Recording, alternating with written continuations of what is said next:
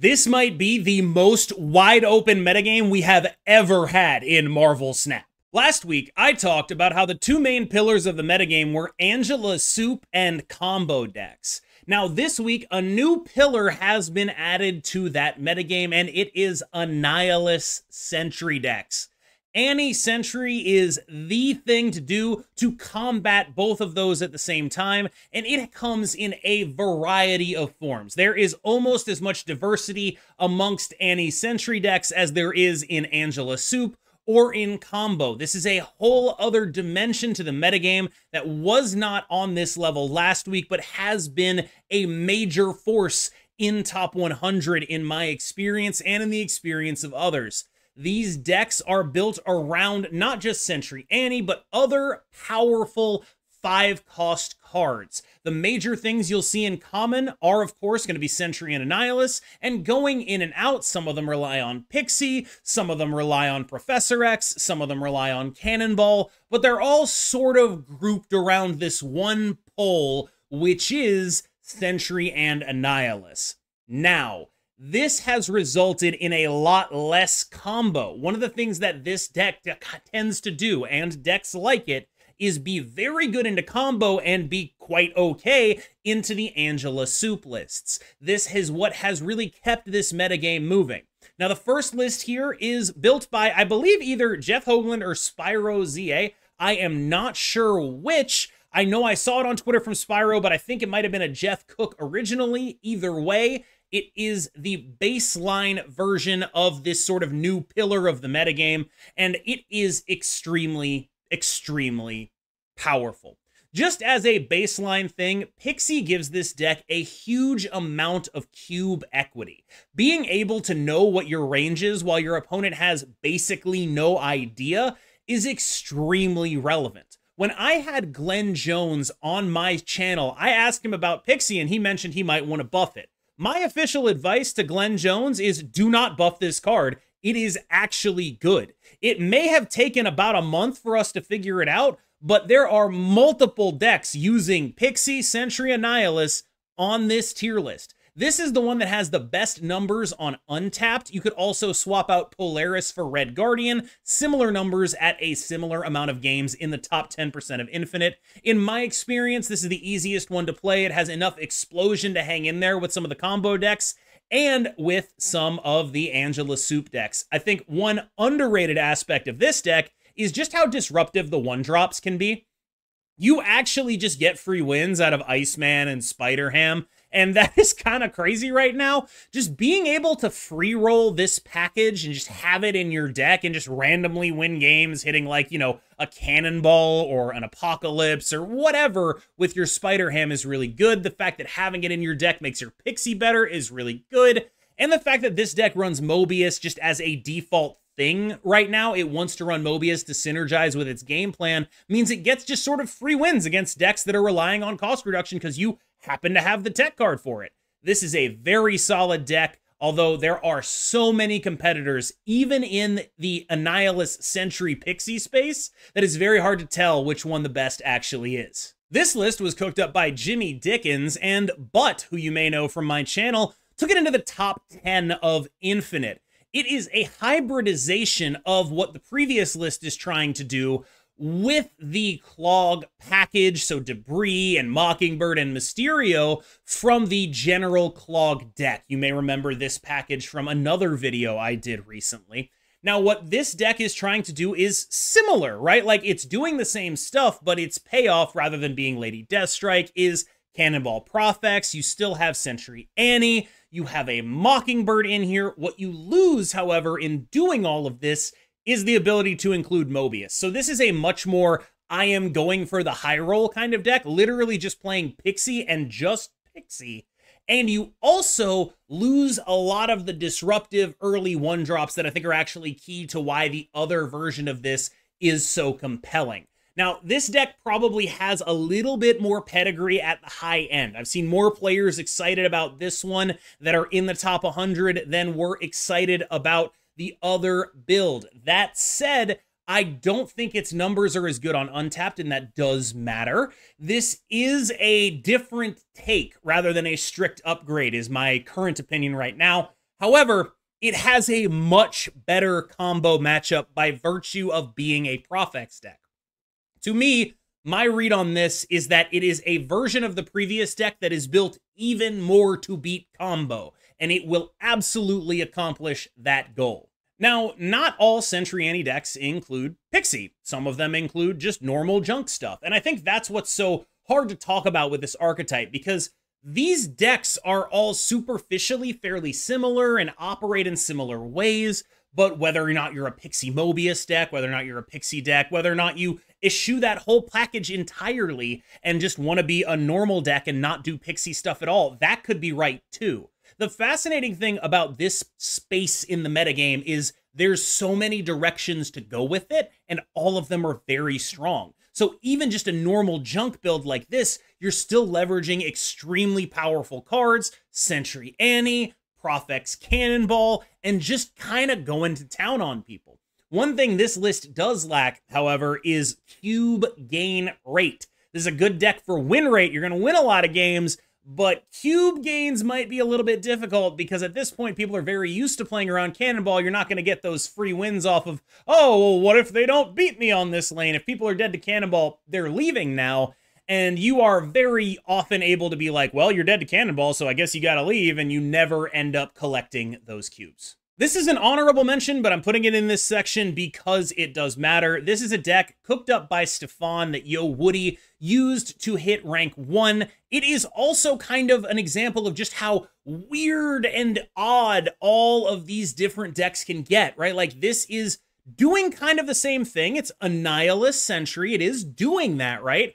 But instead of using the control tools everything else is using, it's using Supergiant and Negasonic. And for the record, that is an extremely powerful combination right now. Supergiant and Negasonic will make it so that a Negasonic on turn 6 will always kill the thing that you put face down on turn 5, and that's Supergiant. Keep that in mind. That is like the main trick this deck is leveraging. Because Supergiant cards are revealed at the end of the game, priority doesn't matter for this. They can just put that card down, that Negasonic down, and if you played one card on that turn 5 after the Supergiant, it's just dead. And that is that's how this deck really gets people right now. I don't think people are used to that. But this is sort of what I mean. You take the Anni Sentry core, you play some other good cards, you have a control plan in there so you can deal with both Combo and Red Hulk, and you have a real deck. There is so much you can do in this space right now. I have still had a remarkable amount of success with just baseline mid-range move stuff. And I truly think that of the Angela Soup decks, this one is my favorite right now. I know that's a little bit weird because I think people normally expect me to say Loki is my favorite of the Angela Soup decks, but being able to actually run Red Hulk is a pretty significant advantage, and there aren't enough Lokis to make me feel like I'm an idiot for playing an Angela Soup deck, because Loki is typically the deck that beats the other Angela decks. There's not as many Angela decks, and so Loki's in a bit of an awkward spot. I'd rather just be doing baseline, good, powerful things when I play one of these Angela Soup decks. Now, you should be very familiar with this package at this point. It has been a baseline metagame call for the entire time since Angela's reversion. This is like actually so very obvious to everyone, I think, at this point, that even the devs, when they reverted Angela, started talking about how it would be better with Silky Smooth. I will say, Silky Smooth, not my favorite. We end up cutting the Silk, we end up cutting the Craven, we end up running good cards instead. Generally speaking, the KMBest ethos is to run good cards instead of bad cards, and we have successfully accomplished that with this list. I think if you want a further breakdown on it, you can check out my video that I did on it very recently. I will have it linked in the description. Darkhawk Bounce is another deck that I think is like very hard to categorize because I put it in the Angela Soup stuff, but you'll notice it's running Sentry Annihilus. It's running the Hood. Like, it's kind of hard to figure out if this is exactly where it should be in terms of categorization. I think the easiest way to think about it is a hybrid between the Sentry Anni decks and the Angela Soup decks, which means just baseline. These are probably like the 12 best cards in the game. Like, that's just sort of the baseline thing that this deck is leveraging. If anything's bad in here, it's the Darkhawk package. But what the Darkhawk package lets you do is have these games into combo where they just aren't drawing their stuff. it's using tech, it's using rocks as tech, instead of actually including a bunch of tech cards like Shang or Enchantress or whatever. You're just going to be like, you're not drawing your stuff, and if you are drawing your stuff, maybe I'll Red Guardian it. Speaking of Red Guardian, he's not required for this. You could run Falcon in there, you could run Polaris in there, you just have a spot for a card, and right now I'm playing Red Guardian there. You could play pretty much any card there, I think. But generally speaking, I think this deck is a powerful hybrid of Angela Soup and Sentry Anni. Shuri Kitty is still a pretty solid deck, actually. I think this is pretty underrated. I think a lot of people sort of look at it as like, you know, the third or fourth best of the Angela Soup decks, and it could very easily be the best on any given day. One thing it does have major issues with, though, is it is very reliant on getting Hope Summers, because you want to be against combo decks going super tall because they're not going to have Shang-Chi. You want to be doing that with a Red Hulk, and that means you really need Hope Summers to pull that stuff off, because right now, I don't think running something like Red Skull is going to get you to the numbers you need in order to win because of all the power flying around right now. You really need that Red Hulk to go from like 19 to 38, and then a Taskmaster of that level if you want to be competing with some of the combo decks right now. And I think that that does give this a little bit of a ding in my eyes. But when you get Hope Summers and you pull off what you're trying to pull off with this deck, it's as good as anything in the game, straight up. Loki remains Loki, although I think right now is actually the nadir for it. This might be the first time ever I would say Loki is the worst of the Angela Soup decks. And the major reason for that is it's kind of the deck that beats the other Angela Soup decks. And, you know, you could argue it over any of them, I think.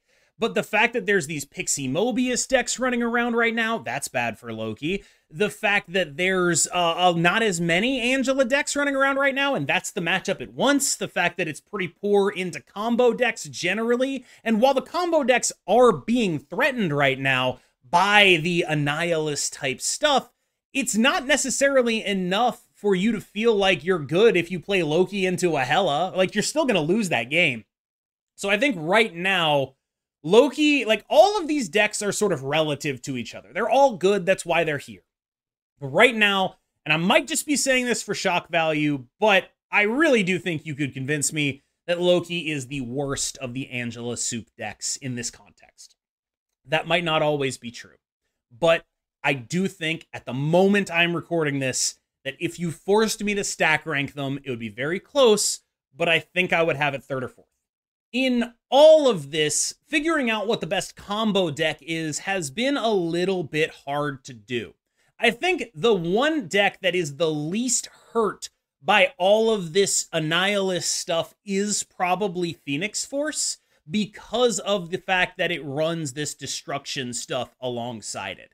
Also, a lot of the other combo decks are very reliant on like having space and doing the things you want to do with that space. So my instincts right now are that Phoenix Force and Hela are the two combo decks that make the most sense right now. And I'm not saying they make a ton of sense. The metagame, because of this Annihilus Clog uprising, is pretty anti-combo right now, and that's why. Like, these decks arose, these like Prof X Cannonball decks. I'm playing that in Mill for God's sakes, right? Like, the Prof X Cannonball decks, every deck with Prof X and Cannonball, decks with Prof X Cannonball and Sentry and Annihilus, like, all of this stuff is here because it beats the crap out of combo decks. And that means that these combo decks suddenly have like a bunch of bad matchups that they just didn't have before. Now, if I had to play a combo deck, it probably would be Phoenix Force. As always, you see that magic slot in there? That can just be literally whatever you want it to be.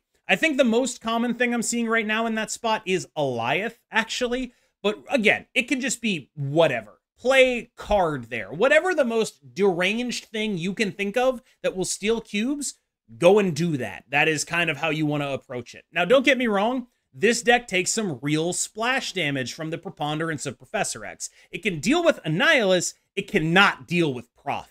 And when you get Prof, like, God forbid you're doing like the Shuri Nimrod thing. It's just like absolutely game ending. It is awful. It is so, so bad.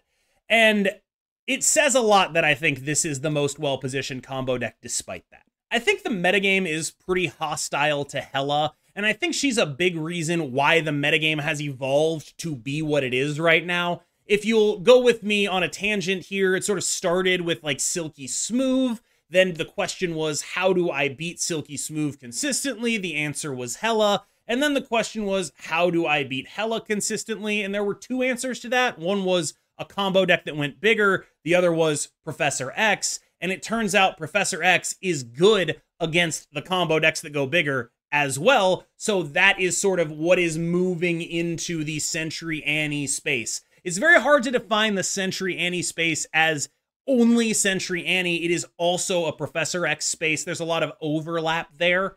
And so those decks mostly evolved in order to combat a Hela combo metagame, which means them being everywhere. Obviously, it's not great for Hela. Now, Hela's upsides are still what they were, which is this deck is really hard to interact with. If you play Corvus and discard some stuff and they're not a Professor X deck, you're probably going to beat their ass. But there is a larger number of bad matchups in the metagame right now. And you can almost directly define bad matchups as like anyone who plays Professor X.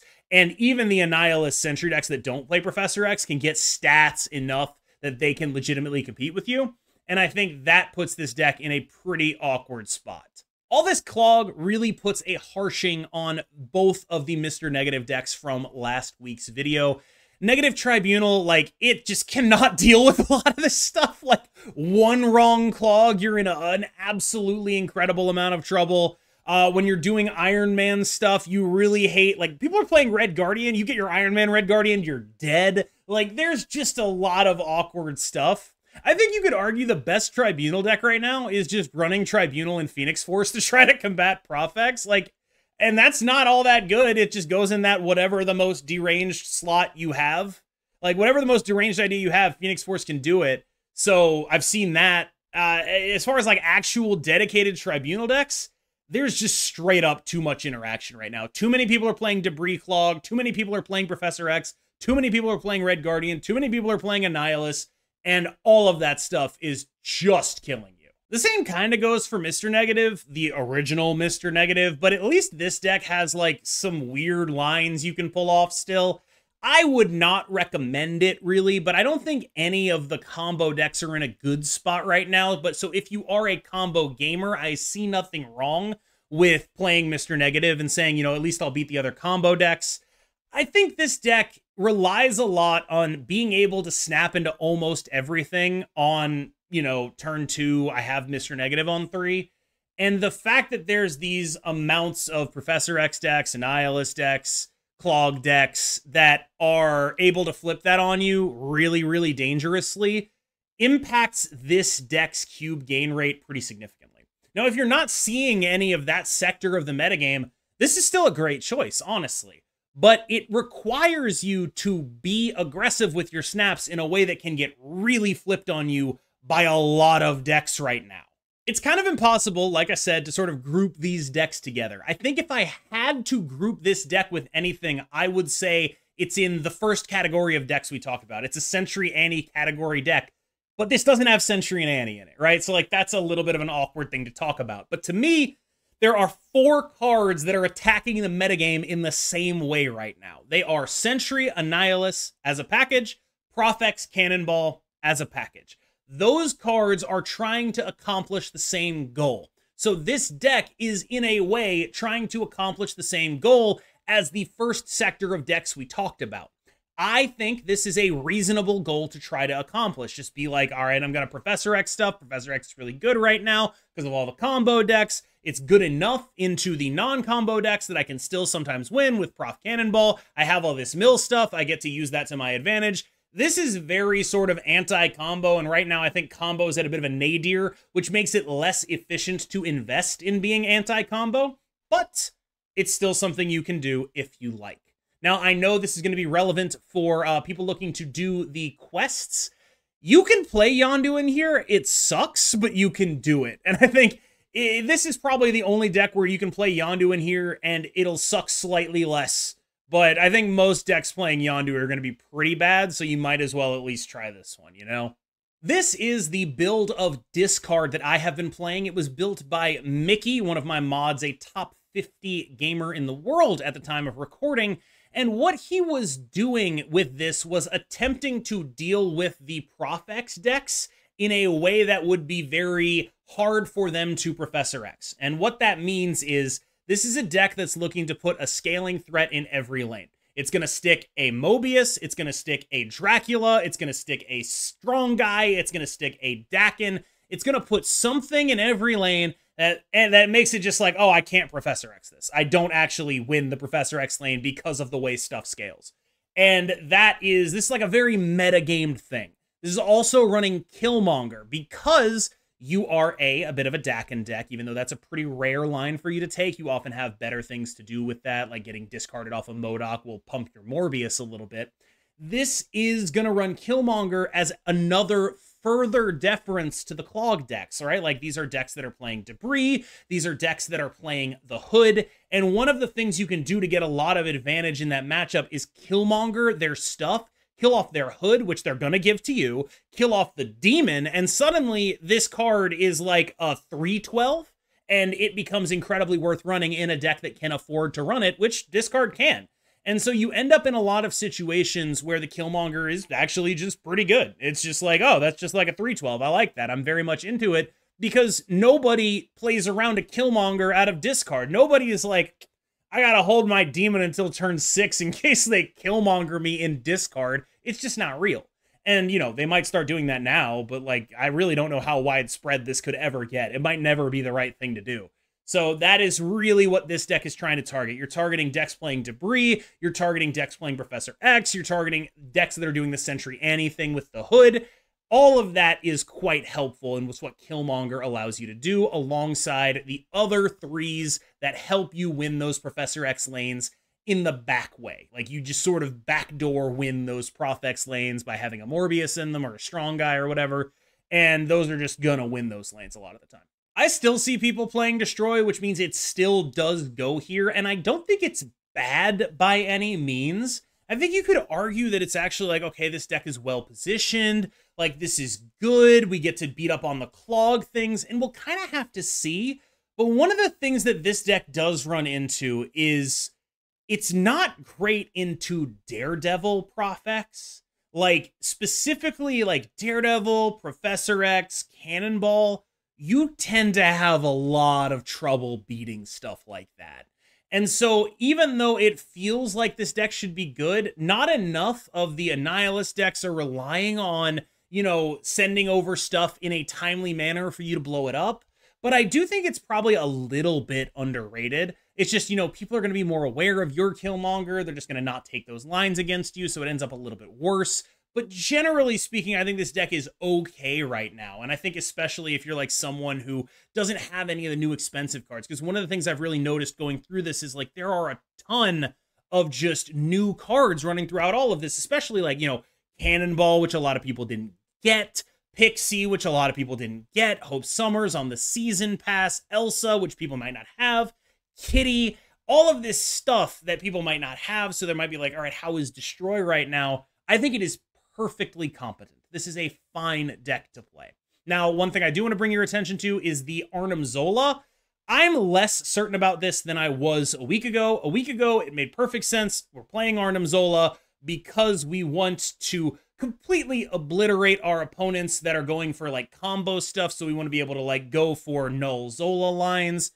Now I feel like you kind of have room to play around here, and if you think you have a card that makes this deck better into the current metagame, I encourage you to try it. Another incredibly long meta breakdown, and honestly, you could put honorable mentions on here forever. I try to not let these go longer than 30 minutes. I think we'll get in under the buzzer this time, but like honorable mentions, like I've seen people playing Cerebro, like Cerebro 2, Cerebro 3, I've seen that. There's just a bunch of stuff you can do right now.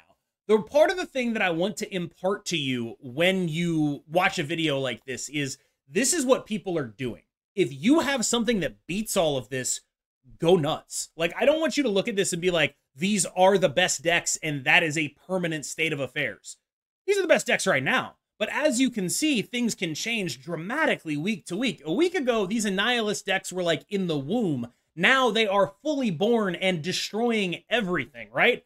We don't even know exactly how to talk about them yet, because it's like, is it Sentry Anni as the core, or is it Prof's Cannonball as the core? Is it all four of them? How do they branch off from each other? Is the Pixie deck different from the non-Pixie deck? What about if you just cut Pixie from it? Like, there's so much to talk about and so many things to figure out in this metagame. And I think this is probably one of the most rewarding metagames we've ever had for experimentation in terms of the meta keeping on moving and moving and moving and moving and moving.